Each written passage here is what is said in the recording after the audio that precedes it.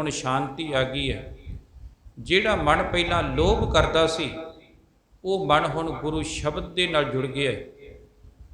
ਇਹ ਕਿਰਪਾ ਗੁਰੂ ਨੇ ਕੀਤੀ ਹੈ ਤੇ ਮੈਂ ਆਪਣੇ ਗੁਰੂ ਤੋਂ ਸਦਕੇ ਜਾਂਦਾ ਹਾਂ। ਦੇਖੋ, ਜਦੋਂ ਕੋਈ ਰੋਗੀ ਜਿਹੜਾ ਵਾ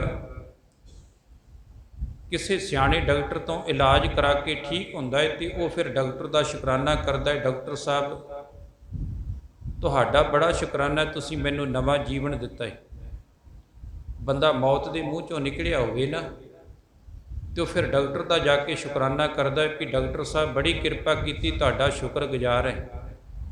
ਜਿਹੜਾ ਵਿਦਿਆਰਥੀ ਚੰਗੇ ਟੀਚਰ ਤੋਂ ਪੜ੍ਹਿਆ ਹੋਵੇ, ਟੀਚਰ ਨੇ ਪਿਆਰ ਨਾਲ ਪੜ੍ਹਾਇਆ ਹੋਵੇ, ਤੇ ਜਦੋਂ ਇੱਕ ਦਿਨ ਅਫਸਰ ਬਣਦਾ ਹੈ, ਕਿਤੇ ਉਹ ਟੀਚਰ ਦੇ ਨਾਲ ਮੁਲਾਕਾਤ ਹੁੰਦੀ, ਉਹਦੇ ਗੋਡੀਆਂ ਹੱਥ ਲਾ ਕੇ ਕਹਿੰਦਾ ਹੈ ਵੀ ਤੁਸੀਂ ਸਿੱਖਿਆ ਦਿੱਤੀ ਸੀ ਤੇ ਅੱਜ ਬੜੇ ਸੁੱਖ ਦੀ ਰੋਟੀ ਖਾ ਰਹੇ ਹਾਂ, ਤੁਸੀਂ ਚੰਗੇ ਤਰੀਕੇ ਨਾਲ ਪੜ੍ਹਾਇਆ, ਅਸੀਂ ਚੰਗੇ ਤਰੀਕੇ ਨਾਲ ਸਮਝਿਆ, ਅੱਜ ਆਪਣੇ ਪੈਰਾਂ ਸਿਰ ਖੜਾ ਹੋ ਗਏ ਹਾਂ। ਇਸੇ ਤਰ੍ਹਾਂ ਗੁਰੂ ਦੇ ਕੋਲ ਜਦੋਂ ਸਿੱਖ ਆਉਂਦਾ ਹੈ ਤੇ ਗੁਰੂ ਵੀ ਚੰਗੀ ਮੱਤ ਦਿੰਦਾ ਹੈ। ਮੈਂ ਇੱਕ ਕਹਾਣੀ ਪੜ੍ਹਦਾ ਪਿਆ ਸੀ, ਕਹਿੰਦੇ ਇੱਕ ਸਮੁੰਦਰ ਦਾ ਡੱਡੂ ਖੂਹ ਦੇ ਕੰਢੇ ਦੇ ਉੱਪਰ ਜਾ ਕੇ ਬੈਠਾ, ਤੇ ਉਹ ਜਿਹੜਾ ਖੂਹ ਦਾ ਡੱਡੂ ਸੀ ਉਹਨੇ ਵੇਖਿਆ ਵੀ ਮੇਰਾ ਭਰਾ ਮੇਰਾ ਸ਼ਰੀਕੇ ਬਰਾਦਰੀ ਦੇ ਵਿੱਚੋਂ ਆਇਆ ਹੈ। ਉਹ ਕੰਢੇ ਤੇ ਉਹਦੇ ਕੋਲ ਆ ਕੇ ਕਹਿੰਦਾ ਵੀ ਭਰਾਵਾ ਕਿੱਥੋਂ ਆਇਆ? ਉਹ ਕਹਿਣ ਲੱਗਾ ਮੈਂ ਸਮੁੰਦਰ ਦੇ ਵਿੱਚੋਂ ਆਇਆ ਹੈ। ਖੂਹ ਦਾ ਡੱਡੂ ਕਹਿਣ ਲੱਗਾ ਫਿਰ ਸਮੁੰਦਰ ਦੇ ਵਿੱਚ ਜਗ੍ਹਾ ਘਟ ਗਈ ਹੋਣੀ ਹੈ, ਉੱਥੇ ਡੱਡੂ ਬਹੁਤੇ ਹੋ ਗਏ ਹੋਣੇ ਆ, ਤਾਂ ਕਰਕੇ ਤੂੰ ਇੱਥੇ ਆਇਆ ਹੈ। ਚੱਲ ਆ ਜਾ, ਆਪਾਂ ਦੋਵੇਂ ਰਲ ਮਿਲ ਕੇ ਆ ਖੂਹ ਦੇ ਵਿੱਚ ਟਾਈਮ ਕੱਢ ਲਵਾਂਗੇ। ਉਹ ਸਮੁੰਦਰ ਦਾ ਡੱਡੂ ਕਹਿਣ ਲੱਗਾ ਨਹੀਂ, ਸਮੁੰਦਰ ਬਹੁਤ ਵੱਡਾ ਹੈ, ਉਹਦੇ ਵਿੱਚ ਕਦੇ ਘਾਟਾ ਨਹੀਂ ਪੈਂਦਾ, ਉਹਦੇ ਵਿੱਚ ਜਗ੍ਹਾ ਕਦੇ ਥੁੜਦੀ ਨਹੀਂ। ਤੇ ਜਿਹੜਾ ਖੂਹ ਦਾ ਡੱਡੂ ਸੀ ਉਹਨੇ ਨਿੱਕੀ ਜਿਹੀ ਟਪੂਸਣੀ ਮਾਰ ਕੇ ਕਹਿੰਦਾ ਸਮੁੰਦਰ ਏਡਾ ਕੁ ਵੱਡਾ ਹੈ। ਸਮੁੰਦਰ ਦਾ ਡੱਡੂ ਉਹਨੇ ਨਾਂ ਦੇ ਵਿੱਚ ਸਿਰ ਹਿਲਾਇਆ, ਕਹਿੰਦਾ ਨਹੀਂ ਬਹੁਤ ਵੱਡਾ ਹੈ। ਖੂਹ ਦੇ ਡੱਡੂ ਨੇ ਇੱਕ ਹੋਰ ਛਲਾਂਗ ਮਾਰੀ, ਕਹਿੰਦਾ ਫਿਰ ਏਡਾ ਕੁ ਵੱਡਾ ਹੋਵੇਗਾ? ਕਹਿੰਦਾ ਨਹੀਂ ਇਹ ਤੋਂ ਵੀ ਵੱਡਾ ਹੈ। ਜਦੋਂ ਤੀਸਰੀ ਛਾਲ ਮਾਰੀ ਖੂਹ ਦੇ ਡੱਡੂ ਨੇ ਤੇ ਦੂਸਰਾ ਪਾਸਾ ਆ ਗਿਆ, ਕੰਢਾ ਆ ਗਿਆ, ਕਹਿੰਦਾ ਫਿਰ ਏਡਾ ਕੁ ਵੱਡਾ ਹੋ ਸਕਦਾ ਹੈ? ਸਮੁੰਦਰ ਦਾ ਡੱਡੂ ਕਹਿੰਦਾ ਨਹੀਂ ਭਰਾਵਾ, ਉਹਦਾ ਤੇ ਪਾਰਲਾ ਪਾਸਾ ਹੀ ਨਹੀਂ ਕਦੇ ਲੱਭਦਾ, ਉਹ ਬਹੁਤ ਜ਼ਿਆਦਾ ਵੱਡਾ ਹੈ। ਤੇ ਖੂਹ ਦਾ ਡੱਡੂ ਕਹਿੰਦਾ ਨਹੀਂ, ਇਹ ਖੂਹ ਦੇ ਪਾਰਲੇ ਪਾਸੇ ਤੋਂ ਤੇ ਅੱਗੇ ਹੈ ਹੀ ਕੁਝ ਨਹੀਂ ਗਾ, ਇਹ ਤੋਂ ਵੱਡਾ ਨਹੀਂ ਹੋ ਸਕਦਾ, ਮੈਂ ਯਕੀਨ ਨਹੀਂ ਕਰਦਾ। ਹੁਣ ਇਹ ਕਹਾਣੀ ਲਿਖਣ ਵਾਲੇ ਨੇ ਬੜੇ ਕਮਾਲ ਦੀ ਲਿਖੀ। ਸਮੁੰਦਰ ਦੇ ਡੱਡੂ ਨੇ ਖੂਹ ਤੇ ਕੀ ਲੈਣ ਜਾਣਾ ਸੀ? ਅਸਲ ਵਿੱਚ ਇਹ ਕਹਾਣੀ ਸੀ ਪ੍ਰੇਮ ਦੀ ਤੇ ਮੋਹ ਦੀ। ਮੋਹ ਕੀ ਹੈ? ਇਹ ਖੂਹ ਦਾ ਡੱਡੂ ਹੈ ਤੇ ਪ੍ਰੇਮ ਹੈ ਸਮੁੰਦਰ ਦਾ ਡੱਡੂ। ਮੋਹ ਕੀ ਹੈ? ਮੋਹ ਪਰਿਵਾਰ ਜਿਹੜਾ ਵਾ ਇੱਕ ਖੂਹ ਹੈ ਤੇ ਬੰਦਾ ਪਰਿਵਾਰ ਦੇ ਮੋਹ ਦੇ ਵਿੱਚ, ਧੀਆਂ ਪੁੱਤਰਾਂ ਦੇ ਮੋਹ ਦੇ ਵਿੱਚ ਬੱਝਾ ਹੋਇਆ, ਪਰਿਵਾਰ ਦੇ ਮੋਹ ਦੇ ਵਿੱਚ ਬੱਝਾ ਹੋਇਆ ਖੂਹ ਦੇ ਵਿੱਚ ਹੀ ਹਮੇਸ਼ਾ ਜ਼ਿੰਦਗੀ ਬਤੀਤ ਕਰ ਦਿੰਦਾ ਹੈ। ਜਦੋਂ ਕਿਤੇ ਰੱਬ ਦੇ ਪ੍ਰੇਮ ਦਾ ਕੋਈ ਪ੍ਰੇਮੀ, ਰੱਬ ਦੇ ਘਰ ਦੇ ਨਾਲ ਜੁੜਿਆ ਹੋਇਆ ਬੰਦਾ, ਕਿਤੇ ਉਹ ਗੁਰਮੁਖ ਪਿਆਰਾ ਉਹਦੇ ਕੋਲ ਆਉਂਦਾ ਹੈ, ਉਹ ਕਹਿੰਦਾ ਆ ਤੈਨੂੰ ਮੈਂ ਗੁਰੂ ਰੂਪੀ ਸਮੁੰਦਰ ਦੇ ਕੋਲ ਖੜਦਾ, ਉੱਥੇ ਸੁੱਖ ਹੀ ਸੁੱਖ ਹੈ। ਤੇ ਜਿਹੜਾ ਘਰ ਦੇ ਮੋਹ ਦੇ ਵਿੱਚ ਬੱਝਾ ਹੈ ਨਾ, ਉਹ ਕਹਿੰਦਾ ਕਿੰਨਾ ਕੁ ਸੁੱਖ ਹੈ? ਉਹ ਕਹਿੰਦਾ ਬਹੁਤ ਜ਼ਿਆਦਾ। ਉਹ ਫਿਰ ਕਹਿੰਦਾ ਜਿਹਦਾ ਵਿਆਹ ਨਾ ਹੁੰਦਾ ਹੋਵੇ ਉਹਦਾ ਵਿਆਹ ਹੋ ਜਾਵੇ, ਇੰਨਾ ਕੁ ਸੁੱਖ? ਉਹ ਕਹਿੰਦਾ ਨਹੀਂ ਇਹ ਤੋਂ ਵੀ ਜ਼ਿਆਦਾ। ਕਹਿੰਦਾ ਜਿਹਦੇ ਘਰ ਵਿੱਚ ਕੋਈ ਪੁੱਤ ਨਾ ਹੋਵੇ, ਉਹਨੂੰ ਪੁੱਤਰ ਦੀ ਦਾਤ ਮਿਲ ਜਾਵੇ, ਇੰਨਾ ਕੁ ਸੁੱਖ? ਕਹਿੰਦਾ ਨਹੀਂ ਇਸ ਤੋਂ ਵੀ ਜ਼ਿਆਦਾ। ਕਹਿੰਦਾ ਜਿਹਦੇ ਕੋਲ ਘਰ ਨਾ ਹੋਵੇ, ਉਹਨੂੰ ਵੱਡਾ ਘਰ ਮਿਲ ਜਾਵੇ, ਇੰਨਾ ਕੁ ਸੁੱਖ? ਸਮੁੰਦਰ ਦਾ ਡੱਡੂ ਕਹਿੰਦਾ ਨਹੀਂ। ਪ੍ਰੇਮ ਕਹਿੰਦਾ ਇਸ ਤੋਂ ਵੀ ਜ਼ਿਆਦਾ। ਉਹ ਕਹਿੰਦਾ ਨਹੀਂ ਇਸ ਤੋਂ ਵੱਧ ਨਹੀਂ ਹੋ ਸਕਦਾ। ਜਿਹਦੇ ਕੋਲ ਘਰ ਹੋਵੇ, ਧੀ ਪੁੱਤਰ ਹੋਵੇ, ਘਰ ਦੇ ਵਿੱਚ 4 ਪੈਸੇ ਹੋਣ, ਉਹ ਤੇ ਬੜਾ ਸੁੱਖ ਦੀ ਜ਼ਿੰਦਗੀ ਜਿਉਂਦਾ ਏ। ਪਰ ਪ੍ਰੇਮ ਰੂਪੀ ਜਿਹੜਾ ਸੀ ਉਹ ਪ੍ਰੇਮੀ ਰੱਬ ਦੇ ਘਰ ਦਾ ਪਿਆਰਾ, ਉਹ ਕਹਿੰਦਾ ਨਹੀਂ ਭੜਿਆ, ਇਹ ਤੇ ਸੁੱਖ ਜਿਹੜੇ ਤੁਸ ਮਾਤਰ ਨੇ, ਥੋੜ੍ਹੇ ਦਿਨਾਂ ਦੇ ਸੁੱਖ ਨੇ, ਇੱਕ ਦਿਨ ਖਤਮ ਹੋ ਜਾਣਗੇ। ਜਿਹੜੇ ਸੁੱਖ ਦੇ ਕੋਲ ਮੈਂ ਤੈਨੂੰ ਖੜਦਾ ਏ, ਉਹ ਸੁੱਖਾਂ ਦਾ ਦਾਤਾ ਏ। ਸਰਬ ਸੁੱਖਾਂ ਕਾ ਦਾਤਾ ਸਤਿਗੁਰ, ਜੇ ਸੁੱਖ ਕੋ ਚਾਹੇ ਸਦਾ ਸ਼ਰਨ ਰਾਮ ਕੀ ਲੈ। ਉਹ ਕਹਿੰਦਾ ਮੈਂ ਤੈਨੂੰ ਉੱਥੇ ਖੜਨਾ ਚਾਹੁੰਦਾ ਏ। ਗੁਰਬਾਣੀ ਦੇ ਅੰਦਰ ਭਗਤ ਸਾਹਿਬਾਨਾਂ ਦਾ ਇੱਕ ਬੜਾ ਪਿਆਰਾ ਸ਼ਬਦ ਹੈ, ਕੂਪ ਭਰਿਓ ਜੈਸੇ ਦਾਦੁਰਾ। ਦਾਦਰ ਕਹਿੰਦੇ ਡੱਡੂ ਨੂੰ, ਕੂਪ ਕਹਿੰਦੇ ਖੂਹ ਨੂੰ। ਕਹਿੰਦੇ ਕੂਪ ਭਰਿਓ ਜੈਸੇ ਦਾਦੁਰਾ, ਕਛ ਦੇਸ਼ ਵਿਦੇਸ਼ ਨਾ ਬੂਝ। ਕਹਿੰਦੇ ਜਿਵੇਂ ਇੱਕ ਖੂਹ ਡੱਡੂਆਂ ਦੇ ਨਾਲ ਭਰਿਆ ਹੋਵੇ, ਉਹਨਾਂ ਨੂੰ ਬਾਹਰ ਦਾ ਕੋਈ ਗਿਆਨ ਨਹੀਂ ਹੁੰਦਾ ਵੀ ਖੂਹ ਤੋਂ ਬਾਹਰ ਵੀ ਕੋਈ ਦੁਨੀਆ ਵੱਸਦੀ ਹੈ। ਉਹ ਸੋਚਦੇ ਵੀ ਖੂਹ ਦੇ ਵਿੱਚ ਹੀ ਸਾਰਾ ਕੁਝ ਹੈ। ਭਗਤ ਜੀ ਕਹਿੰਦੇ ਐਸੇ ਮੇਰਾ ਮਨ ਵਿਖਿਆ ਬਿਮੋਹਿਆ, ਕਛ ਆਰਾ ਪਾਰ ਨਾ ਸੂਝ। ਕਹਿੰਦੇ ਇਸੇ ਤਰ੍ਹਾਂ ਮੇਰਾ ਮਨ ਵਿਕਾਰਾਂ ਦੇ ਵਿਸ਼ਿਆਂ ਦੇ ਵਿੱਚ ਮੋਹ ਦੇ ਵਿੱਚ ਵੱਜਾ ਹੋਇਆ ਹੈ, ਇਹਨੂੰ ਵੀ ਕੋਈ ਬਾਹਰ ਦੀ ਕੋਈ ਸੂਝ ਨਹੀਂ ਗੀ, ਕੋਈ ਅਕਲ ਨਹੀਂ ਗੀ। ਜਦੋਂ ਕੋਈ ਰੱਬ ਦੇ ਘਰ ਦਾ ਪਿਆਰਾ ਉਹਦੇ ਕੋਲ ਆਉਂਦਾ ਏ, ਉਹ ਆ ਕੇ ਜਿਹੜਾ ਉਹਨੂੰ ਸੱਚ ਦੇ ਮਾਰਗ ਤੇ ਤੋਰਦਾ ਏ, ਕਹਿੰਦਾ ਆ ਤੈਨੂੰ ਸਦੀਵੀ ਸੁੱਖ ਦੀ ਦਾਤ ਦਵਾਵਾਂ ਮੈਂ। ਬੰਦਾ ਕਹਿੰਦਾ ਨਹੀਂ, ਘਰ ਪਰਿਵਾਰ ਦੇ ਵਿੱਚ ਹੀ ਸਾਰੇ ਸੁੱਖ ਹੈ। ਜਿਵੇਂ ਕੋਈ ਬੰਦਾ ਸੀ, ਕਹਿੰਦੇ ਉਹਨੇ ਵਿਆਹ ਕਰਵਾਇਆ ਤੇ ਘਰਵਾਲੀ ਦੀ ਉਮਰ ਜਿਹੜੀ ਉਹਦੇ ਤੋਂ 5 ਸਾਲ ਵੱਡੀ ਸੀ। ਹੁਣ ਔਲਾਦ ਨਾ ਹੋਈ ਤੇ ਥੋੜ੍ਹੇ ਸਮੇਂ ਬਾਅਦ ਫਿਰ ਉਹਨੇ ਵਿਆਹ ਕਰਵਾ ਲਿਆ। ਜਿਹੜੀ ਦੂਸਰਾ ਵਿਆਹ ਕਰਵਾਇਆ ਉਹ 14-15 ਸਾਲ ਛੋਟੀ ਸੀ। ਹੁਣ ਦੋਵੇਂ ਜਿਹੜੀਆਂ ਸੀ ਘਰ ਵਾਲੀਆਂ ਲੜਾਕੀਆਂ, ਘਰ ਦੇ ਵਿੱਚ ਹਾਲਾਤ ਬੜੇ ਮਾੜੇ, ਘਰ ਦੇ ਵਿੱਚ ਹਮੇਸ਼ਾ ਜਿਹੜੀ ਸੀ ਉਹ ਲੜਾਈ ਝਗੜਾ ਹੁੰਦਾ ਰਹਿਣਾ। ਉਹਨੇ ਸੋਚਿਆ ਵੀ ਦੋਵਾਂ ਨੂੰ ਵੱਖੋ ਵੱਖਰੇ ਮਕਾਨ ਪਾ ਦਿੰਦਾ ਹੈ। ਉਹਨੇ ਵੱਖੋ ਵੱਖਰੇ ਮਕਾਨ ਪਾ ਦਿੱਤੇ ਵੀ ਚਲੋ ਲੜਾਈ ਹਟ ਜਾਵੇਗੀ। ਉਮਰ ਦੇ ਲਿਹਾਜ਼ ਦੇ ਨਾਲ ਦਾੜੀ ਵੀ ਕੁਝ ਚਿੱਟੀ ਹੋਣੀ ਸ਼ੁਰੂ ਹੋ ਗਈ। ਜਦੋਂ ਉਹਨੇ ਪਹਿਲੀ ਘਰਵਾਲੀ ਕੋਲ ਜਾਣਾ ਤੇ ਉਹਨੇ ਕੀ ਕਰਨਾ ਵੀ ਉਹਨੇ ਕਾਲੇ ਵਾਲ ਪੁੱਟਣੇ ਸ਼ੁਰੂ ਕਰ ਦੇਣੇ ਦਾੜੀ ਦੇ ਵਿੱਚੋਂ ਵੀ ਚੱਲ ਬੁੱਢਾ ਜਾਪੂਗਾ ਤੇ ਮੇਰੇ ਕੋਲ ਰਵੇਗਾ। ਤੇ ਜਦੋਂ ਛੋਟੀ ਕੋਲ ਜਾਣਾ ਉਹਨੇ ਕੀ ਕਰਨਾ, ਉਹਨੇ ਚਿੱਟੇ ਪੁੱਟਣੇ ਸ਼ੁਰੂ ਕਰ ਦੇਣੇ ਵੀ ਮੁੰਡਾ ਜਿਹਾ ਲੱਗੇ, ਵੀ ਬੁੱਢਾ ਨਾ ਲੱਗੇ। ਬਾਹਰ ਜਾਣਾ ਆਉਣਾ ਹੁੰਦਾ ਏ। ਹੁਣ ਇੱਕ ਨੇ ਚਿੱਟੇ ਪੁੱਟੀ ਜਾਣੇ ਤੇ ਇੱਕ ਨੇ ਕਾਲੇ ਪੁੱਟੀ ਜਾਣੇ, ਤੇ ਥੋੜ੍ਹੇ ਦਿਨਾਂ ਦੇ ਵਿੱਚ ਹੀ ਸਫਾਈ ਹੋ ਗਈ ਸਾਰੀ। ਜਿਹੜੀ ਹੈਗੀ ਸੀ 4 ਵਾਲ ਉਹ ਪੁੱਟੇ ਗਏ। ਕਿਤੇ ਸੱਜਣਾ ਮਿੱਤਰਾਂ 'ਚ ਬੈਠਾ, ਕਹਿੰਦੇ ਵਾਲ ਸਾਰੇ ਝੜਗੇ ਲੱਗਦੇ। ਕਹਿੰਦਾ ਨਹੀਂ, ਝੜੇ ਨਹੀਂ ਗਏ, ਇਹ ਘਰ ਵਾਲੀਆਂ ਦੀ ਪ੍ਰੇਮ ਭੇਟਾ ਹੋ ਗਈ ਹੈ। ਵੀ ਇਹੀ ਕੁਝ ਹੋਵੇਗਾ ਫਿਰ ਬੰਦੇ ਦੇ ਪੱਲੇ ਕੀ ਰਵੇਗਾ। ਅਸਲ ਦੇ ਵਿੱਚ ਜਿਹੜੇ ਮੋਹ ਦੇ ਵਿੱਚ ਬੰਦਾ ਖੁੱਭਿਆ ਹੋਇਆ ਹੈ, ਪਰਿਵਾਰ ਦੇ ਝੰਜਟਾਂ ਦੇ ਵਿੱਚ ਫਸਿਆ ਹੋਇਆ ਹੈ ਨਾ, ਬੰਦਾ ਸਾਰੀ ਜ਼ਿੰਦਗੀ, ਭਾਈ ਗੁਰਦਾਸ ਜੀ ਕਹਿੰਦੇ ਅਸਲ ਦੇ ਵਿੱਚ ਪਰਿਵਾਰ ਦਾ ਮੋਹ ਕੀ ਹੈ? ਪਰਿਵਾਰ ਦਾ ਮੋਹ ਕਹਿੰਦੇ ਇੱਕ ਤੇਲੀ ਦੇ ਬਲਦ ਵਾਂਗੂ ਹੈ। ਬੈਲ ਤੇਲੀ ਕੋ ਜਾਣਤ ਕਈ ਕੋਸ ਚਲਤ, ਨੈਣ ਉਗਰਤ ਵਹੀ ਠਾਹੋ ਹੀ ਠਿਕਾਣੋ ਹੈ। ਕਹਿੰਦੇ ਜਿਹੜਾ ਕੋਲੂ ਦੇ ਨਾਲ ਬੈਲ, ਜਿਹੜੇ ਅੱਜ ਕੱਲ੍ਹ ਤੇ ਚਲੋ ਬਿਜਲੀ ਤੇ ਕੰਮ ਆ ਗਿਆ, ਪਹਿਲਾਂ ਜਿਹੜੇ ਸੀ ਉਹ ਜਦੋਂ ਤੇਲ ਕੱਢਣ ਵਾਲੇ ਜਿਹੜੇ ਕੋਲੂ ਹੁੰਦੇ ਸੀ ਉਹਨਾਂ ਦੇ ਨਾਲ ਬੈਲ ਜਿਉਂਦੇ ਹੁੰਦੇ ਸੀ। ਤੇ ਜਦੋਂ ਬੈਲ ਉਹਦੇ ਅੱਗੇ ਜਿਉਣਾ ਤੇ ਉਹਦੀਆਂ ਅੱਖਾਂ ਤੇ ਪੱਟੀ ਬੰਨ੍ਹ ਦਿੰਦੇ ਸੀ ਤਾਂ ਕਿ ਉਹਨੂੰ ਇੱਕ ਵਾਰੀ ਉਹਨਾਂ ਨੇ ਤੋੜ ਦੇਣਾ। ਫਿਰ ਉਹਨੇ ਸਾਰੀ ਦਿਹਾੜੀ ਉਹਨੇ 3-4 ਘੰਟੇ ਉਹਦੇ ਦੁਆਲੇ ਤੁਰੇ ਆਉਣਾ। ਅੱਖਾਂ ਤੇ ਘੁੱਟ ਕੇ ਪੱਟੀ ਬੱਝੀ ਹੁੰਦੀ ਸੀ ਉਹਦੇ। ਇਸੇ ਤਰ੍ਹਾਂ ਹੀ ਜਦੋਂ ਉਹਨੇ 4-5 ਘੰਟੇ ਤੁਰੇ ਰਹਿਣਾ ਤੇ ਮਨ ਦੇ ਵਿੱਚ ਸੋਚਣਾ ਵੀ ਮੈਂ ਬੜੀ ਦੂਰ ਚਲੇ ਗਿਆ ਹੋਣਾ ਏ, ਸਵੇਰ ਦਾ ਚੱਲਿਆ ਏ, ਪਤਾ ਨਹੀਂ ਕਿੱਥੇ ਕੁ ਪਹੁੰਚ ਗਿਆ ਹੋਵਾਂਗਾ। ਤੇ ਜਦੋਂ ਸ਼ਾਮ ਨੂੰ ਉਹਦੀਆਂ ਅੱਖਾਂ ਤੋਂ ਪੱਟੀ ਖੋਲ੍ਹਣੀ ਤੇ ਜਿਹੜੇ ਉਹ ਕੋਲੂ ਦੇ ਦੁਆਰੇ ਘੁੰਮਦਾ ਸੀ ਉੱਥੇ ਕੀ ਹੋਣਾ। ਇਸੇ ਤਰ੍ਹਾਂ ਹੀ ਬੰਦੇ ਦੀਆਂ ਅੱਖਾਂ ਤੇ ਮੋਹ ਦੀ ਪੱਟੀ ਵੱਜੀ ਹੈ ਤੇ ਬੰਦਾ ਵੀ ਸਾਰੀ ਜ਼ਿੰਦਗੀ 60 ਸਾਲ 70 ਸਾਲ 80 ਸਾਲ ਪਰਿਵਾਰ ਦੇ ਘੇਰੇ ਘੇਰੇ ਘੁੰਮਦਾ ਰਹਿੰਦਾ ਏ। ਜਦੋਂ ਕਿਤੇ ਗੁਰੂ ਦੇ ਕੋਲ ਆਉਂਦਾ ਏ, ਆ ਕੇ ਇੱਥੇ ਅਕਲ ਆਉਂਦੀ ਹੈ ਤੇ ਬੰਦਾ ਮੱਥੇ ਤੇ ਹੱਥ ਮਾਰਦਾ ਵੀ 70 ਸਾਲ ਜ਼ਿੰਦਗੀ ਦੇ ਐਵੇਂ ਹੀ ਲੰਘਾ ਦਿੱਤੇ ਹੈ। ਆ ਪਰਿਵਾਰ ਦੇ ਘੇਰੇ ਘੇਰੇ ਲੱਗ ਕੇ, ਇਹਨਾਂ ਦੇ ਪਿੱਛੇ ਲੱਗ ਕੇ ਜ਼ਿੰਦਗੀ ਲੰਘ ਗਈ ਹੈ। ਖੱਟਿਆ ਤੇ ਕੁਝ ਵੀ ਨਹੀਂ। ਗੁਰੂ ਅਰਜਨ ਸਾਹਿਬ ਸੱਚੇ ਪਾਤਸ਼ਾਹ ਦੀ ਜਦੋਂ ਗੋਦ ਵਿੱਚ ਮਨੁੱਖ ਆਉਂਦਾ ਏ ਤੇ ਫਿਰ ਗੁਰੂ ਅਰਜਨ ਸਾਹਿਬ ਮਹਾਰਾਜ ਬੜੇ ਪਿਆਰ ਨਾਲ ਸਮਝਾਉਂਦੇ, ਕਰੋ ਬੇਨੰਤੀ ਸੁਣੋ ਮੇਰੇ ਮੀਤਾ, ਸੰਤ ਟਹਿਲ ਕੀ ਬੇਲਾ, ਈਹਾ ਖਾਟ ਚਲੋ ਹਰ ਲਾਹ, ਆਗੇ ਬਸਨ ਸੁਹੇਲਾ, ਔਦ ਘਟੇ ਦਿਨਸ ਰਹਿਣਾ ਰੇ, ਮਨ ਗੁਰ ਮਿਲਕਾ ਸਵਾਰੀ। ਤੇਰੀ ਉਮਰ ਘਟਦੀ ਜਾ ਰਹੀ ਹੈ, ਸਮਾਂ ਤੇਰਾ ਬੀਤਦਾ ਜਾ ਰਿਹਾ ਹੈ, ਤੇਰੀ ਜ਼ਿੰਦਗੀ ਦੇ ਬਹੁਤ ਦਿਨ ਬਤੀਤ ਹੋ ਗਏ ਹੈ। ਇੱਥੋਂ ਤੱਕ ਸਮਾਂ ਆ ਗਿਆ। ਭਗਤ ਜੀ ਗੁਰਬਾਣੀ ਦੇ ਅੰਦਰ ਕਿਰਪਾ ਕਰਦੇ ਹੈ, ਕਹਿੰਦੇ ਬੰਦਾ ਜਵਾਨੀ ਦੇ ਵਿੱਚ ਕਹਿੰਦਾ ਕੋਈ ਨਹੀਂ, ਹਾਲੇ ਬੜੀ ਉਮਰ ਪਈ ਹੈ। ਆਮ ਕਰਕੇ ਨਾ ਕਿਸੇ ਨੂੰ ਕਹੋ ਵੀ ਅੰਮ੍ਰਿਤ ਛਕ ਲੈਣਾ ਚਾਹੀਦਾ ਹੈ, ਬਾਣੀ ਪੜ੍ਹਿਆ ਕਰ, ਕਹਿੰਦਾ ਨਹੀਂ ਬਹੁਤ ਟਾਈਮ ਪਿਆ ਜੇ। ਪਰ ਟਾਈਮ ਲੰਘਦਿਆਂ ਪਤਾ ਹੀ ਨਹੀਂ ਲੱਗਦਾ। ਕਿਸੇ ਰਾਜਕੁਮਾਰ ਦੀ ਪਤਨੀ, ਰਾਜਕੁਮਾਰ ਜਿਹੜਾ ਸੀ ਉਹ ਬੜਾ ਰੱਬ ਨੂੰ ਮੰਨਣ ਵਾਲਾ, ਤੇ ਜਿਹੜੀ ਰਾਜਕੁਮਾਰੀ ਉਹਦੇ ਘਰ ਵਿੱਚ ਵਿਆਹੀ ਆਈ, ਉਹ ਥੋੜ੍ਹਾ ਜਿਹਾ ਜਿਹੜਾ ਸੀ ਸੁਭਾਅ ਉਹਦਾ ਸੀ ਵੀ ਖਾਣਾ ਪੀਣਾ, ਸੋਹਣੇ ਕੱਪੜੇ ਪਾਉਣੇ। ਤੇ ਉਹਨੇ ਰਾਜਕੁਮਾਰ ਨੇ ਇੱਕ ਮਹਾਂਪੁਰਖ ਗੁਰਮੁਖ ਪਿਆਰਿਆਂ ਨੂੰ ਕਿਹਾ ਵੀ ਮੈਂ ਆਪਣੀ ਪਤਨੀ ਨੂੰ ਹਮੇਸ਼ਾ ਸਮਝਾਉਂਦਾ ਰਹਿੰਦਾ ਵੀ ਰੱਬ ਦਾ ਨਾਂ ਲਿਆ ਕਰ। ਇਹ ਕਹਿੰਦੀ ਨਹੀਂ, ਅਜੇ ਤੇ ਖਾਣ ਪੀਣ ਦੀ ਉਮਰ ਹੈ, ਖਾਣਾ ਪੀਣਾ ਚਾਹੀਦਾ, ਜ਼ਿੰਦਗੀ ਹੰਡਾਉਣੀ ਚਾਹੀਦੀ ਹੈ। ਮਹਾਂਪੁਰਖ ਕਹਿੰਦੇ ਕੋਈ ਨਹੀਂ, ਅਸੀਂ ਸਮਝਾਵਾਂਗੇ। ਹੁਣ ਜਿਹੜੇ ਰੱਬ ਦੀ ਬੰਦਗੀ ਵਾਲੇ ਹੁੰਦੇ ਉਹਨਾਂ ਦਾ ਤਰੀਕਾ ਵੀ ਆਪਣੇ ਢੰਗ ਦਾ ਹੁੰਦਾ ਹੈ। ਉਹ ਰਾਜਕੁਮਾਰ ਨੂੰ ਤੇ ਉਹਦੀ ਪਤਨੀ ਨੂੰ ਛੱਲੀਆਂ ਦੇ ਖੇਤ ਦੇ ਕੋਲ ਲੈ ਗਏ ਤੇ ਉਹਦੀ ਪਤਨੀ ਨੂੰ ਕਹਿਣ ਲੱਗੇ ਵੀ ਬੇਟਾ, ਸਾਡੇ ਵਾਸਤੇ ਨਾ ਛੱਲੀ ਇੱਕ ਤੋੜਨੀ ਹੈ ਤੂੰ ਇਸ ਖੇਤ ਦੇ ਵਿੱਚੋਂ, ਤੇ ਛੱਲੀ ਉਹ ਤੋੜਨੀ ਜਿਹੜੀ ਤੈਨੂੰ ਬਹੁਤ ਪਸੰਦ ਆਵੇ, ਬੜੀ ਸੋਹਣੀ ਛੱਲੀ ਹੋਵੇ, ਜਿਹਦੇ ਸੋਹਣੇ ਜਿਹੜੇ ਦਾਣੇ ਬਣੇ ਹੋਣ ਮੋਤੀਆਂ ਵਰਗੇ। ਉਹ ਕਹਿੰਦੀ ਠੀਕ ਹੈ।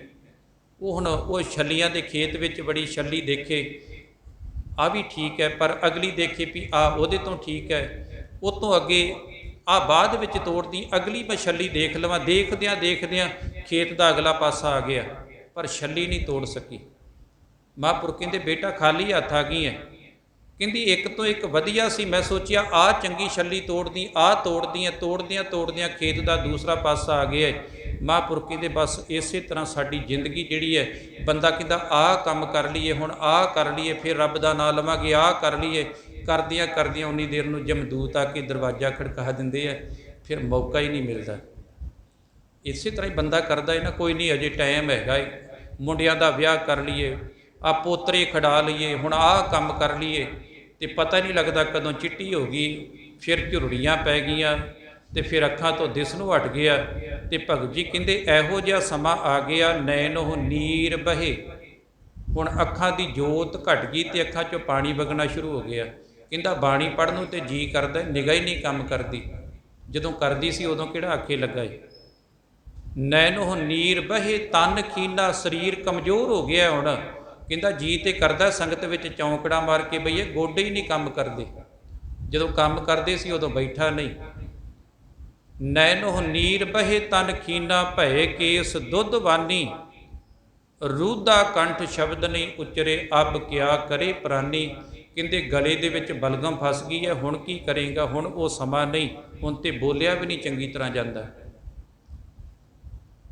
ਜਿਵੇਂ ਕਹਿੰਦੇ ਕਿਸੇ ਮਹਾਂਪੁਰਖ ਨੇ ਕਾਜੀ ਨੂੰ ਪੁੱਛਿਆ ਵੀ ਕਾਜੀ ਸਾਹਿਬ ਤੁਸੀਂ ਵੱਡੇ ਆ ਕਿ ਤੁਹਾਡੀ ਦਾੜੀ ਵੱਡੀ ਹੈ? ਉਹ ਕਹਿੰਦਾ ਵੀ ਹੱਦ ਹੋ ਗਈ ਹੈ, ਵੀ ਮੈਂ ਹੀ ਵੱਡਾ ਏ, ਦਾੜੀ ਤੇ ਮੈਂ ਜਦੋਂ 18-19 ਸਾਲ ਦਾ ਹੋ ਗਿਆ ਸੀ ਫਿਰ ਮੈਨੂੰ ਆਈ ਹੈ, ਮੈਂ ਆਪਣੀ ਦਾੜੀ ਤੋਂ 18 ਸਾਲ ਵੱਡਾ ਏ। ਤੇ ਉਸ ਗੁਰਮੁਖ ਪਿਆਰੇ ਨੇ ਕਹਿਣ ਲੱਗੇ ਕਾਜੀ ਸਾਹਿਬ ਫਿਰ ਦਾੜੀ ਤੁਹਾਡੇ ਨੂੰ ਅੱਗੇ ਲੰਘ ਗਈ, ਤੁਸੀਂ ਪਿੱਛੇ ਰਹਿ ਗਏ। ਕਹਿੰਦਾ ਉਹ ਕਿਵੇਂ? ਕਹਿੰਦਾ ਦਾੜੀ ਤੇ ਚਿੱਟੀ ਹੋ ਗਈ, ਤੁਸੀਂ ਅਜੇ ਵੀ ਕਾਲੇ ਦੇ ਕਾਲੀ ਜੇ, ਤੁਹਾਡਾ ਮਨ ਅਜੇ ਵੀ ਕਾਲਾ ਹੀ ਹੈ। ਸਮਝਾਉਣ ਦਾ ਢੰਗ ਹੈ, ਤਰੀਕਾ ਹੈ ਵੀ ਦਾੜੀ ਚਿੱਟੀ ਹੋ ਗਈ ਹੈ, ਇਹ ਕੁਝ ਦੱਸਦੀ ਹੈ ਵੀ ਦਾੜੀ ਤੇ ਚਿੱਟੀ ਹੈ, ਪਰ ਮਨ ਦੇ ਵਿੱਚ ਹਾਲੇ ਵੀ ਉਹੀ ਕਾਲਖ ਚੁੱਕੀ ਫਿਰਦਾ ਹੈ। ਮਨ ਚਿੱਟਾ ਨਹੀਂ ਹੋਇਆ, ਮਨ ਸਾਫ਼ ਨਹੀਂ ਹੋਇਆ। ਚੰਗਾ ਹੁੰਦਾ ਦਾੜੀ ਚਿੱਟੀ ਤੋਂ ਪਹਿਲਾਂ ਮਨ ਵੀ ਚਿੱਟਾ ਹੋ ਜਾਂਦਾ, ਕਿਤੇ ਸਾਫ਼ ਹੋ ਜਾਂਦਾ। ਪਰ ਗੁਰੂ ਅਰਜਨ ਸਾਹਿਬ ਮਹਾਰਾਜ ਕਿਰਪਾ ਕਰਦੇ, ਗੁਰ ਆਪਣੇ ਉੱਪਰ ਬਲ ਜਾਈਏ, ਆਠ ਪਹਿਰ ਹਰ ਹਰ ਜਸ ਗਾਈਏ। ਮੈਂ ਆਪਣੇ ਗੁਰੂ ਤੋਂ ਸਦਕੇ ਜਾਣਾ ਏ। ਜਿਹੜੇ ਮੇਰੇ ਮਨ ਦੇ ਵਿੱਚ ਪਹਿਲਾਂ ਵਕਾਰ, ਪਹਿਲਾਂ ਲੋਭ, ਪਹਿਲਾਂ ਕਾਮ, ਈਰਖਾ, ਇਹੀ ਸਾਰੀ ਦਿਹਾੜੀ ਮਨ ਦੇ ਅੰਦਰ ਚੱਲਦਾ ਸੀ, ਗੁਰੂ ਨੇ ਮੇਰੇ ਤੇ ਤਰਸ ਕੀਤਾ ਹੈ। ਹੁਣ ਅੱਠੇ ਪਹਿਰ ਮੈਂ ਗੁਰੂ ਦਾ ਜਸ ਕਰਦਾ ਏ। ਅੱਠੇ ਪਹਿਰ ਗੁਰੂ ਦੇ ਗੁਣ ਜਿਹੜੇ ਆ ਉਹ ਮੇਰੀ ਜ਼ਿੰਦਗੀ ਦੇ ਵਿੱਚ ਆ ਗਏ ਹੈ। ਮੈਂ ਗੁਰੂ ਦੇ ਗੁਣਾਂ ਨੂੰ ਚੇਤੇ ਦੇ ਵਿੱਚ ਰੱਖਦਾ ਹੈ। ਸਿਮਰੋ ਸੋ ਪ੍ਰਭ ਆਪਣਾ ਸੁਆਮੀ, ਜਿਹੜਾ ਸਾਰਿਆਂ ਦਾ ਮਾਲਕ ਪਰਮੇਸ਼ਰ ਹੈ, ਮੈਂ ਉਹਨੂੰ ਹਰ ਵੇਲੇ ਸਿਮਰਦਾ। ਸਿਮਰਨ ਦਾ ਮਤਲਬ ਹੁੰਦਾ ਯਾਦ ਕਰਨ, ਯਾਦ ਰੱਖਣਾ, ਜਿਹੜਾ ਹਰ ਵੇਲੇ ਯਾਦ ਦੇ ਵਿੱਚ ਚੱਲਦਾ ਰਹੇ। ਇਹ ਨਹੀਂਗਾ ਵੀ ਆ ਗੁਟਕਾ ਸਾਹਿਬ ਫੜ ਲਿਆ, ਜਪਜੀ ਸਾਹਿਬ ਕਰ ਲਿਆ ਵੀ ਮੈਂ ਰੱਬ ਦਾ ਸਿਮਰਨ ਕਰ ਲਿਆ, ਜਾਂ ਮਾਲਾ ਲੈ ਲਈ ਵਾਹਿਗੁਰੂ ਵਾਹਿਗੁਰੂ ਕਰ ਲਿਆ, ਮੈਂ ਸਿਮਰਨ ਕਰ ਲਿਆ। ਕਈ ਵਾਰੀ ਕੀ ਹੁੰਦਾ ਹੈ, ਅਸੀਂ ਕਹਿੰਦੇ ਜੀ ਸਿਮਰਨ ਤੇ ਕਰਦਿਆਂ ਕਈ ਵਾਰੀ ਚੇਤਾ ਭੁੱਲ ਜਾਂਦਾ ਹੈ। ਚੇਤਾ ਕਿਉਂ ਭੁੱਲਦਾ? ਕਦੇ ਘਰ ਦਾ ਚੇਤਾ ਭੁੱਲਦਾ ਹੈ ਆਪਾਂ ਨੂੰ? ਘਰ ਦਾ ਵੀ ਮੈਨੂੰ ਘਰ ਦਾ ਚੇਤਾ ਭੁੱਲ ਗਿਆ, ਕੋਈ ਫੜ ਕੇ ਛੱਡ ਆਵੇ। ਸਾਨੂੰ ਰੋਟੀ ਦਾ ਚੇਤਾ ਨਹੀਂ ਭੁੱਲਦਾ ਵੀ ਇਸ ਵੇਲੇ ਖਾਣੀ ਹੈ, ਕਿਤੇ ਅੱਧਾ ਘੰਟਾ ਲੇਟ ਹੋ ਜਾਵੇ ਤੇ ਆਪਾਂ ਕਿਵੇਂ ਪਰਿਵਾਰ ਦੇ ਵੱਟ ਕੱਢਦੇ ਹਾਂ ਵੀ ਅੱਜ ਇੰਨਾ ਲੇਟ ਕਿਉਂ ਕਰ ਦਿੱਤਾ। ਰੋਟੀ ਦਾ ਚੇਤਾ ਏ, ਮਕਾਨ ਦਾ ਚੇਤਾ ਏ, ਧੀਆਂ ਪੁੱਤਰਾਂ ਦਾ ਏ, ਬੈਂਕ ਬੈਲੈਂਸ ਦਾ ਚੇਤਾ ਵੀ ਕਿੰਨਾ ਕੁ ਮੇਰੇ ਬੈਲੈਂਸ ਹੈ। ਹਰ ਚੀਜ਼ ਦਾ ਚੇਤਾ ਏ। ਜਿਹੜੀ ਚੇਤਾ ਰੱਖਣ ਵਾਲੀ ਸੀ ਉਹ ਕਿਉਂ ਭੁੱਲ ਗਈ? ਕਿਉਂਕਿ ਰੱਬ ਨੂੰ ਬੇਗਾਨਾ ਸਮਝ ਛੱਡਿਆ। ਪਰ ਜਿਹਨੂੰ ਆਪਣਾ ਸਮਝਿਆ ਸੀ ਇੱਕ ਦਿਨ ਉਹ ਬੇਗਾਨਾ ਹੋ ਜਾਣਾ ਹੈ। ਜਿਹੜੀਆਂ ਚੀਜ਼ਾਂ ਨੂੰ ਆਪਣੀਆਂ ਸਮਝ ਕੇ ਬੈਠਾ, ਘਰ ਨੂੰ ਆਪਣਾ ਸਮਝਿਆ ਸੀ ਵੀ ਮੇਰਾ ਘਰ ਹੈ, ਸਵਾਸ ਨਿਕਲਦਿਆਂ ਸਾਰੀ ਘਰ ਬੇਗਾਨਾ ਹੋ ਜਾਣਾ ਹੈ। ਜਿਹੜੀ ਜ਼ਮੀਨ ਜਾਇਦਾਦ ਬੈਂਕ ਬੈਲੈਂਸ ਨੂੰ ਆਪਣਾ ਸਮਝਿਆ ਸੀ, ਸਾਹ ਨਿਕਲਦਿਆਂ ਸਾਰੀ ਬੇਗਾਨੀ ਹੋ ਜਾਣੀ ਹੈ। ਧੀਆਂ ਪੁੱਤਰਾਂ ਨੂੰ ਆਪਣਿਆਂ ਸਮਝਿਆ ਸੀ।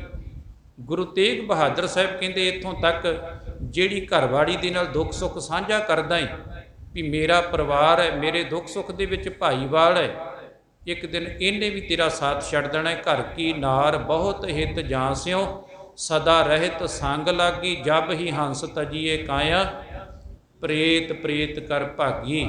ਇਹ ਬਿਦ ਕੋ ਵਿਵਹਾਰ ਬਣਿਓ ਹੈ, ਜਾਂ ਸਿਓ ਨਿਹੋ ਲਗਾਇਓ, ਅੰਤ ਬਾਰ ਨਾਨਕ ਬਿਨ ਹਰ ਜੀ ਕੋ ਕਾਮ ਨ ਆਇਓ। ਜਿਹਨੂੰ ਬੇਗਾਨਾ ਸਮਝਿਆ ਸੀ ਉਹਨੇ ਤੇਰਾ ਆਪਣਾ ਬਣਨਾ ਹੈ, ਤੇ ਜਿਨ੍ਹਾਂ ਨੂੰ ਆਪਣੇ ਸਮਝਿਆ ਹੈ ਇਹਨਾਂ ਨੇ ਇੱਕ ਦਿਨ ਬੇਗਾਨੇ ਬਣ ਜਾਣਾ ਹੈ। ਬਸ ਬੰਦੇ ਦਾ ਇਹੀ ਸਭ ਤੋਂ ਵੱਡਾ ਭੁਲੇਖਾ ਹੈ। ਤੇ ਸਤਿਗੁਰੂ ਜੀ ਕਿਰਪਾ ਕਰਦੇ, ਸਿਮਰੋ ਸੋ ਪ੍ਰਭ ਆਪਣਾ ਸੁਆਮੀ। ਪਤਾ ਲੱਗ ਗਿਆ ਵੀ ਆਪਣਾ ਕੌਣ ਹੈ ਤੇ ਬੇਗਾਨਾ ਕੌਣ ਹੈ। ਪਹਿਲਾਂ ਰੱਬ ਨੂੰ ਬੇਗਾਨਾ ਸਮਝਿਆ ਸੀ ਤੇ ਘਰ ਵਾਲਿਆਂ ਨੂੰ, ਪਰਿਵਾਰ ਨੂੰ ਆਪਣਾ ਸਮਝ ਕੇ ਬੈਠਾ ਸੀ। ਹੁਣ ਸਮਝ ਲੱਗ ਗਈ ਵੀ ਨਹੀਂ, ਤਿੱਥੈ ਤੂੰ ਸਮਰੱਥ, ਜਿੱਥੈ ਕੋਏ ਨਾਹੀ, ਉੱਥੈ ਤੇਰੀ ਅਗਨੀ ਉਧਰ ਮਾਹੀ। ਜਿਹੜਾ ਆਪਣਾ ਸੀ ਉਹ ਤੇ ਮਾਤਾ ਦੀ ਪੇਟ ਦੀ ਅੱਗ ਦੇ ਵਿੱਚ ਵੀ ਉਹਨੇ ਸੰਭਾਲ ਕੀਤੀ ਹੈ, ਮਰਨ ਤੋਂ ਬਾਅਦ ਵੀ ਉਹਨੇ ਸੰਭਾਲ ਕਰਨੀ ਹੈ। ਉਹ ਮੇਰਾ ਸੀ। ਸਿਮਰੋ ਸੋ ਪ੍ਰਭ ਆਪਣਾ ਸੁਆਮੀ, ਸਗਲ ਘਟਾ ਕਾ ਅੰਤਰਜਾਮੀ। ਉਹ ਦਿਲਾਂ ਦੀਆਂ ਜਾਣਨ ਵਾਲਾ ਹੈ। ਸਾਡੇ ਦਿਲ ਵਿੱਚ ਕੀ ਹੈ। ਬਾਹਰੋਂ ਕਈ ਵਾਰੀ ਪਹਿਰਾਵਾ ਸਾਡਾ ਗੁਰਮੁਖਾਂ ਵਾਲਾ ਹੋ ਸਕਦਾ ਹੈ, ਪਰ ਅੰਦਰ ਸਾਡੇ ਕਈ ਵਾਰੀ ਵਿਕਾਰ, ਕੋਈ ਵਾਰੀ ਮਾੜੇ ਜਿਹੜੇ ਵਿਚਾਰ ਸਾਡੇ ਹੋ ਸਕਦੇ ਆ। ਗੁਰੂ ਜਾਣਦਾ ਹੈ, ਉਹ ਕਦੇ ਪਹਿਰਾਵੇ ਨਹੀਂ ਦੇਖਦਾ, ਉਹ ਤੇਰਾ ਅੰਦਰ ਦੇਖਦਾ। ਤੇਰੇ ਅੰਦਰ ਕੀ ਹੈ, ਤੇਰੇ ਮਨ ਦੇ ਵਿੱਚ ਕੀ ਚੱਲਦਾ ਹੈ। ਸਗਲ ਘਟਾ ਕਾ ਅੰਤਰਜਾਮੀ, ਉਹ ਸਾਰਿਆਂ ਦੀਆਂ ਦਿਲਾਂ ਦੀਆਂ ਜਾਣਨ ਵਾਲਾ ਹੈ। ਰਹਾਓ ਚਰਨ ਕਮਲ ਸਿਉ ਲਾਗੀ ਪ੍ਰੀਤ, ਗੁਰੂ ਦੇ ਸੋਹਣੇ ਕੌਲ ਫੁੱਲ ਦੀ ਨਾਈ। ਜਿਹੜੇ ਚਰਨ ਕੀ, ਗੁਰੂ ਦੇ ਸ਼ਬਦ। ਗੁਰੂ ਦੇ ਸ਼ਬਦ ਦੇ ਨਾਲ ਹੁਣ ਸੁਰਤ ਜੁੜ ਗਈ ਹੈ। ਤੇ ਜਦੋਂ ਦੀ ਗੁਰੂ ਸ਼ਬਦ ਨਾਲ ਸੁਰਤ ਜੁੜ ਗਈ, ਸਾਚੀ ਪੂਰਨ ਨਿਰਮਲ ਰੀਤ। ਰੀਤ ਹੁੰਦੀ ਹੈ ਜੀਵਨ ਮਰਿਆਦਾ। ਨਿਰਮਲ ਦਾ ਅਰਥ ਹੁੰਦਾ ਪਵਿੱਤਰ। ਕਹਿੰਦੇ ਹੁਣ ਜਿਹੜੀ ਮੇਰੀ ਜੀਵਨ ਜੁਗਤ ਸੀ ਨਾ, ਹੁਣ ਬਿਲਕੁਲ ਪਵਿੱਤਰ ਹੋ ਗਈ ਹੈ। ਅੱਗੇ ਮਨ ਦੇ ਵਿੱਚ ਵਿਕਾਰ ਚੱਲਦੇ ਸੀ, ਮਨ ਦੇ ਅੰਦਰ ਮਾੜੇ ਫੁਰਨੇ ਚੱਲਦੇ ਸੀ, ਹੁਣ ਮਨ ਦੇ ਅੰਦਰ ਚੰਗੇ ਫੁਰਨੇ, ਚੰਗੇ ਵਿਚਾਰ ਚੱਲਣ ਲੱਗ ਪਏ ਹੈ। ਮੇਰੀ ਜੀਵਨ ਜੁਗਤ ਪਵਿੱਤਰ ਹੋ ਗਈ ਹੈ। ਪਹਿਲਾਂ ਮੈਂ ਜ਼ਿੰਦਗੀ ਜਿਉਂਦਾ ਸੀ ਲੋਭ ਦੇ ਵਿੱਚ, ਹੰਕਾਰ ਦੇ ਵਿੱਚ, ਮੋਹ ਮਮਤਾ ਦੇ ਵਿੱਚ ਫਸ ਕੇ। ਹੁਣ ਗੁਰੂ ਦੇ ਪ੍ਰੇਮ ਦੇ ਵਿੱਚ ਜ਼ਿੰਦਗੀ ਜਿਉਣਾ ਹੈ। ਹੁਣ ਮੇਰਾ ਜੀਵਨ ਪਵਿੱਤਰ ਹੋ ਗਿਆ ਹੈ। ਸੰਤ ਪ੍ਰਸਾਦ ਵਸੈ ਮਨ ਮਾਹੀ, ਗੁਰੂ ਦੀ ਕਿਰਪਾ ਦੇ ਨਾਲ ਹੁਣ ਉਹ ਪ੍ਰਮਾਤਮਾ ਮਨ ਦੇ ਵਿੱਚ ਵਸ ਗਿਆ। ਹੁਣ ਮੈਨੂੰ ਭੁੱਲਦਾ ਨਹੀਂ ਉਹ, ਹੁਣ ਹਰ ਵੇਲੇ ਮੇਰੀ ਯਾਦ ਵਿੱਚ ਚੱਲਦਾ ਰਹਿੰਦਾ ਹੈ। ਹਰ ਵੇਲੇ ਉਹ ਮੇਰੀ ਸੁਰਤ ਦੇ ਵਿੱਚ ਚੱਲਦਾ ਰਹਿੰਦਾ ਹੈ। ਅੱਗੇ ਸੁਰਤ ਵਿੱਚ ਕੀ ਚੱਲਦਾ ਸੀ? ਘਰ ਪਰਿਵਾਰ, ਧੀਆਂ ਪੁੱਤਰ। ਅੱਗੇ ਸੁਰਤ ਵਿੱਚ ਸੰਸਾਰ ਚੱਲਦਾ ਸੀ, ਪਰ ਗੁਰੂ ਦੀ ਕਿਰਪਾ ਨਾਲ ਹੁਣ ਸੁਰਤ ਵਿੱਚ ਨਿਰੰਕਾਰ ਚੱਲਣ ਲੱਗ ਪਿਆ। ਸੰਤ ਪ੍ਰਸਾਦ ਵਸੇ ਮਨ ਮਾਹੀ, ਜਨਮ ਜਨਮ ਕੇ ਕਿਲ ਵਿਖ ਜਾਹੀ। ਜਦੋਂ ਦਾ ਉਹ ਪਰਮਾਤਮਾ ਸੁਰਤ ਦੇ ਵਿੱਚ ਵਸ ਗਿਆ, ਜੀਵਨ ਜੁਗਤ ਪਵਿੱਤਰ ਹੋ ਗਈ, ਮਨ ਦੇ ਅੰਦਰੋਂ ਮਾੜੇ ਫੁਰਨੇ ਨਿਕਲ ਗਏ ਹੈ, ਤੇ ਹੁਣ ਜਨਮਾਂ ਜਨਮਾਂਤਰਾਂ ਦੇ ਪਾਪ ਜਿਹੜੇ ਉਹ ਸਾਰੇ ਲੱਥ ਗਏ ਨੇ। ਕਰ ਕਿਰਪਾ ਪ੍ਰਭ ਦੀਨ ਦਿਆਲਾ, ਗਰੀਬਾਂ ਦੇ ਉੱਪਰ ਦਇਆ ਕਰਨ ਵਾਲੇ ਪਰਮਾਤਮਾ, ਮੈਂ ਤੇਰੀ ਸ਼ਰਨ ਵਿੱਚ ਆਇਆ, ਮੇਰੇ ਤੇ ਵੀ ਕਿਰਪਾ ਕਰ। ਗੁਰੂ ਦੇ ਕੋਲ ਆ ਕੇ ਮੰਗਣਾ ਕੀ ਹੈ? ਅਸੀਂ ਕੀ ਮੰਗਿਆ? ਅਸੀਂ ਧੀਆਂ ਪੁੱਤਰ ਮੰਗੇ, ਅਸੀਂ ਸੰਸਾਰ ਮੰਗਿਆ, ਅਸੀਂ ਮਾਇਆ ਮੰਗੀ। ਪਰ ਗੁਰੂ ਅਰਜਨ ਸਾਹਿਬ ਕਹਿੰਦੇ ਜਿਹੜੀ ਚੀਜ਼ ਮੰਗਣ ਵਾਲੀ ਸੀ ਉਹ ਤੇ ਮੰਗੀ ਨਹੀਂ। ਗੁਰੂ ਦੇ ਕੋਲ ਆ ਕੇ ਮੰਗਣੀ ਸੀ ਗੁਰੂ ਦੀ ਮੱਤ। ਗੁਰ ਕੀ ਮੱਤ ਤੋਂ ਲੇਹ ਇਆਨੇ ਭਗਤ ਬਿਨਾ ਬਹੁ। ਗੁਰੂ ਦੇ ਕੋਲੋਂ ਆ ਕੇ ਅਕਲ ਮੰਗ, ਗੁਰੂ ਦੇ ਕੋਲ ਆ ਕੇ ਮੱਤ ਮੰਗ, ਗੁਰੂ ਦੇ ਕੋਲੋਂ ਆ ਕੇ ਚੰਗੀ ਜੀਵਨ ਜੁਗਤ ਮੰਗ। ਤੇਰਾ ਜੀਵਨ ਪਵਿੱਤਰ ਹੋ ਜਾਵੇਗਾ। ਜਦੋਂ ਗੁਰੂ ਦੇ ਕੋਲੋਂ ਅਕਲ ਮੰਗੇਗਾ ਤੇ ਤੈਨੂੰ ਆਪਣੇ ਆਪ ਸਾਰਾ ਕੁਝ ਪਤਾ ਲੱਗ ਜਾਵੇਗਾ ਵੀ ਕਿਹੜੀ ਚੀਜ਼ ਮੰਗਣ ਵਾਲੀ ਹੈ। ਕਿਉਂਕਿ ਸਾਹਿਬ ਦੇ ਆਪਾਂ ਬਚਨ ਪੜ੍ਹਦੇ, ਤੂੰ ਪ੍ਰਭ ਦਾਤਾ ਦਾਨ ਮਤ ਪੂਰਾ, ਹਮ ਥਾਰੇ ਭੇਖਾਰੀ ਜੀਓ। ਮੈਂ ਕਿਆ ਮੰਗੂ ਕਿਛ ਥਿਰ ਨਾ ਰਹਾਈ, ਹਰ ਦੀਜੈ ਨਾਮ ਪਿਆਰੀ ਜੀਓ। ਮਹਾਰਾਜ ਮੰਗਾ ਕੀ? ਜਿਹੜੀ ਵੀ ਚੀਜ਼ ਸੰਸਾਰ ਵਿੱਚ ਵੇਖਦਾ ਉਹ ਸਦਾ ਥਿਰ ਰਹਿਣ ਵਾਲੀ ਨਹੀਂ ਗੀ। ਇਸ ਕਰਕੇ ਮਹਾਰਾਜ ਜਿਹੜੀ ਚੀਜ਼ ਵਿਛੋੜਾ ਪੈ ਜਾਣਾ ਹੋਵੇ ਉਹਦਾ ਦੁੱਖ ਵੀ ਲੱਗਦਾ ਹੈ। ਇਸ ਕਰਕੇ ਆਪਣੇ ਨਾਮ ਦੇ ਨਾਲ ਪਿਆਰ ਬਖਸ਼, ਉਹ ਸਦਾ ਰਹਿਣ ਵਾਲਾ ਹੈ। ਅਬਨਾਸੀ ਜੀਵਨ ਕੋ ਦਾਤਾ ਸਿਮਰਤ ਸਭ ਮਲ ਖੋਈ। ਉਹ ਅਬਨਾਸੀ ਹੈ, ਨਾਸ ਤੋਂ ਰਹਿਤ ਹੈ। ਅਬਨਾਸੀ ਮਿਲ ਗਿਆ, ਉਹਦੇ ਵਿੱਚੋਂ ਜਿਹੜਾ ਆਨੰਦ ਮਿਲੇਗਾ ਉਹ ਵੀ ਅਬਨਾਸੀ ਹੈ।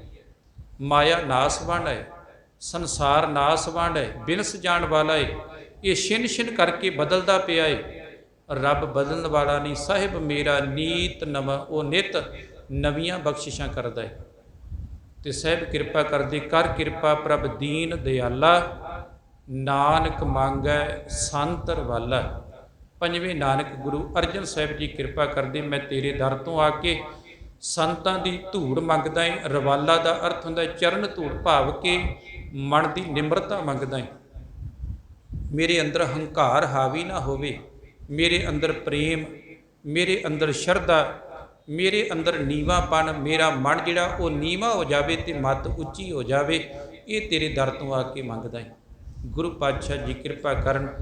ਇਹ ਧੰਨ ਗੁਰੂ ਅਰਜਨ ਸਾਹਿਬ ਮਹਾਰਾਜ ਜੀਆਂ ਨੇ ਕਿਰਪਾ ਕੀਤੀ। ਅੱਜ ਦੇ ਪਾਵਨ ਹੁਕਮ ਦੇ ਰਾਹੀਂ